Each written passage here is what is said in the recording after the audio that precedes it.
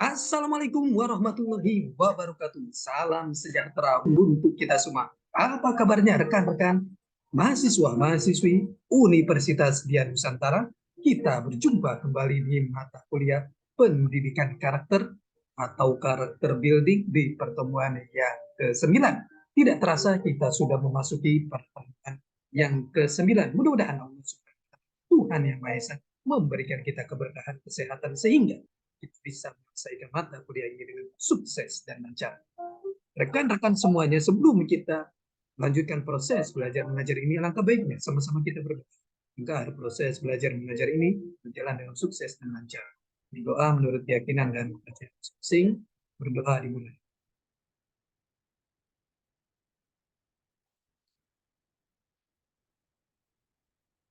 Selesai. Rekan-rekan semuanya, di pertemuan ke-9 ini kita akan membahas materi yang sangat menarik sekali.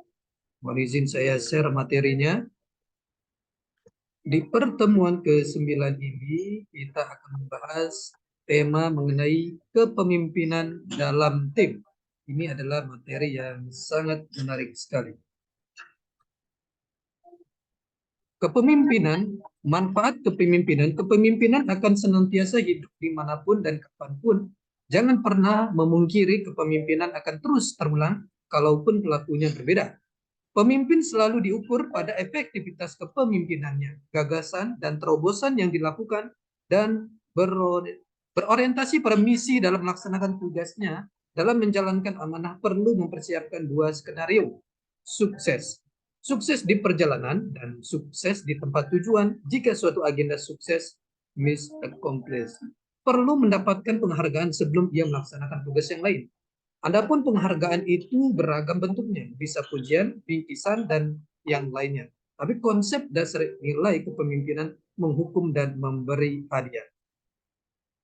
Pemimpin selalu menghadapi tantangan yang berbeda, terkadang dari internal, terkadang pula dari eksternal.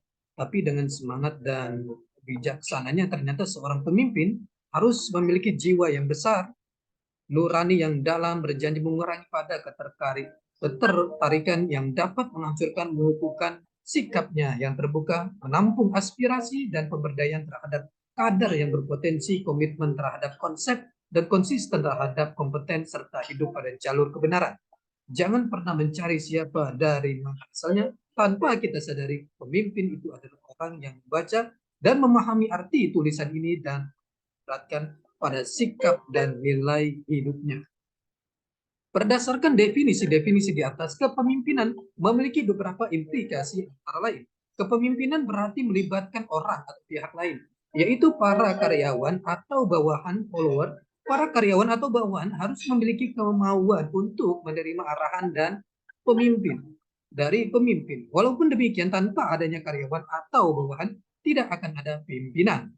Seorang pemimpin yang efektif adalah seseorang yang dengan kekuasaannya his or her power mampu menggugah pengikutnya untuk mencapai kinerja yang memuaskan.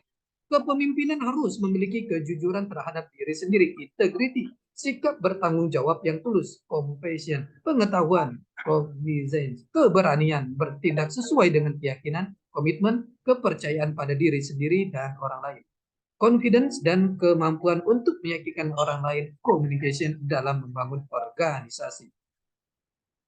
Kepemimpinan seringkali disamakan dengan manajemen. Padahal keduanya berbeda menurut Benis and Nanis. Pemimpin berfokus mengerjakan yang benar, memastikan tangga yang kita daki bersandar pada tembok secara tepat. Sedangkan manajer memusatkan perhatian pada mengerjakan secara tepat, sedangkan manajemen mengusahakan agar kita mendaki tangga seefisien mungkin.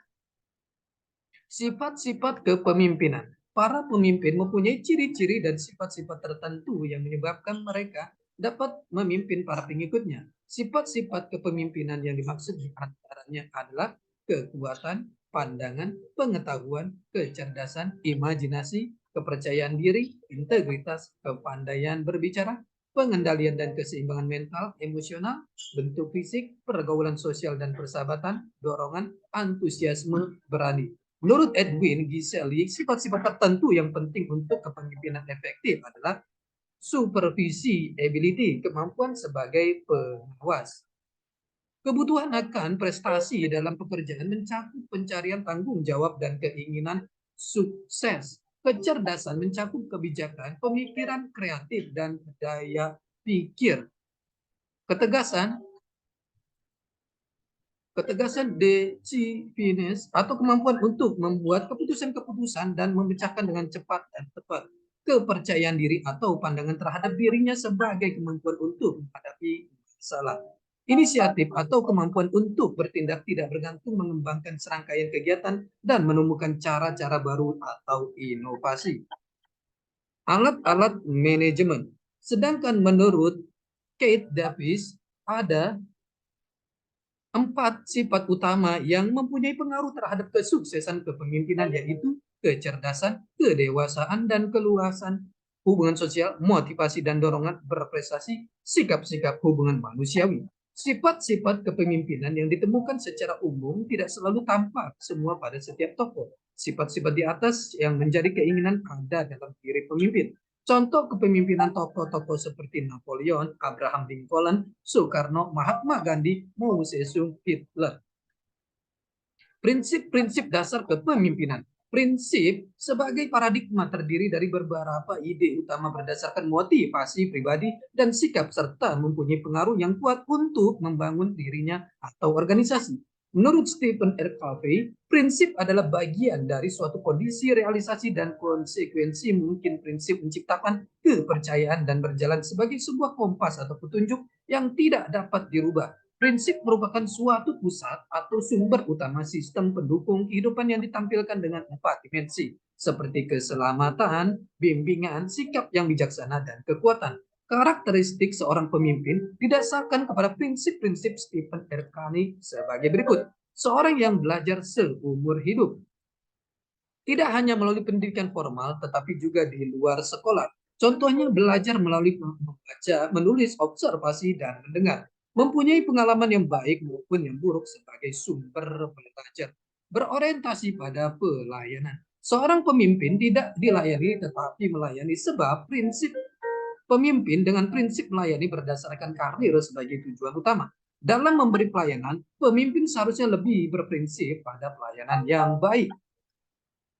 Membawa energi yang positif. Setiap orang mempunyai energi dan semangat. Menggunakan energi yang positif didasarkan pada keikhlasan dan keinginan mendukung kesuksesan orang lain. Untuk itu dibutuhkan energi positif untuk membangun hubungan baik. Oleh karena itu, seorang pemimpin harus dapat menunjukkan energi yang positif seperti percaya pada orang lain. Seorang pemimpin mempercayai orang lain termasuk staf bawahannya sehingga mereka mempunyai motivasi dan mempertahankan pekerjaan yang baik. Oleh karena itu, kepercayaan harus diikuti dengan kepedulian. Keseimbangan dalam kehidupan. Seorang pemimpin harus dapat menyeimbangkan tugasnya berorientasi kepada prinsip kemanusiaan dan keseimbangan diri antara kerja dan olahraga, istirahat dan rekreasi. Keseimbangan juga berarti seimbang antara kehidupan dunia dan akhirat. Melihat kehidupan sebagai tantangan. Kata tantangan sering diinterpretasikan negatif. Dalam hal ini tantangan berarti kemampuan untuk menikmati kehidupan dan segala konsekuensinya. Sebab kehidupan adalah suatu tantangan yang dibutuhkan. Mempunyai rasa aman yang datang dari dalam diri sendiri. Rasa aman tergantung pada inisiatif, keterampilan, kreativitas, kemauan, keberanian, dinamisasi, dan kebebasan. Sinergi. Orang yang berprinsip senantiasa hidup dalam sinergi dan satu katalis perubahan. Mereka selalu mengatasi kelemahannya sendiri dan lainnya. Sinergi adalah kerja kelompok dan memberi keuntungan kedua belah pihak. Seorang pemimpin harus dapat bersinergi dengan setiap orang, atasan, staf, teman sekerja. Latihan mengembangkan diri sendiri. Seorang pemimpin harus dapat memperbarui diri sendiri untuk mencapai keberhasilan yang tinggi. Jadi dia tidak hanya berorientasi pada proses. Mencapai kepemimpinan yang prinsip tidaklah mudah karena beberapa kendala dalam bentuk kebiasaan buruk, misalnya kemauan dan keinginan sepihak, kebanggaan dan penolakan ambisi pribadi. Untuk mengatasi hal tersebut memerlukan latihan dan pengalaman yang terus-menerus. Latihan dan pengalaman sangat penting untuk mendapatkan perspektif baru yang dapat digunakan sebagai dasar dalam pengambilan keputusan. Mengembangkan kekuatan pribadi akan lebih menguntungkan daripada bergantung pada kekuatan dari luar. Kekuatan dan kewenangan bertujuan untuk melegitimasi kepemimpinan dan seharusnya tidak untuk menciptakan ketakutan. Peningkatan diri dalam pengetahuan, keterampilan, dan sikap sangat dibutuhkan untuk menciptakan seorang pemimpin yang berprinsip, karena seorang pemimpin seharusnya tidak hanya cerdas secara intelektual tetapi juga emosional. Manajemen waktu. Satu, integritas. Integritas adalah melakukan sesuatu sesuai dengan apa yang jika Anda katakan akan Anda lakukan. Integritas membuat Anda dapat dipercaya. Integritas membuat orang lain mengandalkan Anda. Integritas adalah penetapan janji-janji Anda. Dua, optimisme. Takkan ada orang yang mau mengikuti Anda bila Anda memandang suram masa depan. Mereka hanya mau mengikuti seseorang yang bisa melihat masa depan dan memberitahukan pada mereka bahwa di depan sana terbentang tempat yang lebih baik dan mereka dapat mencapai tempat itu. Menyukai perubahan. Pemimpin adalah mereka yang melihat adanya kebutuhan akan perubahan. Bahkan mereka bersedia untuk memicu perubahan itu, sedangkan pengikut lebih suka untuk tinggal di tempat mereka sendiri. Pemimpin melihat adanya kebaikan di balik perubahan dan komunikasikannya dengan para pengikut mereka. Berani menghadapi resiko. Kapanpun kita mencoba sesuatu yang baru, kita mengambil resiko. Keberanian untuk mengambil resiko adalah bagian dari pertumbuhan yang teramat penting. Kebanyakan orang menghindari resiko karena itu mereka bukan pemimpin. Para pemimpin menghitung resiko dan keuntungan yang ada di balik resiko. Mereka mengkomunikasikannya pada pengikut mereka dan akan pada hari esok yang lebih baik. Ulet, kecenderungan dari pengikut adalah mereka menyerah saat sesuatunya menjadi sulit. Ketika mereka mencoba untuk yang kedua atau ketiga kalinya dan gagal, mereka lalu mencanangkan mutu. Jika Anda gagal di langkah pertama, sudahlah, menyerahlah dan lakukan sesuatu yang lain. Jelas saja mereka melakukan itu karena mereka bukan pemimpin. Para pemimpin itu tahu apa yang ada di balik tembok batu dan mereka akan selalu berusaha menggapainya. Lalu mereka mengajak orang lain untuk terus berusaha. Katalistis. Seorang pemimpin adalah seorang yang secara luar biasa mampu menggerakkan orang lain. Rekan-rekan semuanya, ini adalah pertemuan kita yang ke-9. Kita akan berjumpa di pertemuan selanjutnya. Tetap semangat belajar untuk mencapai kesuksesan. Salam sehat selalu. Assalamualaikum warahmatullahi wabarakatuh.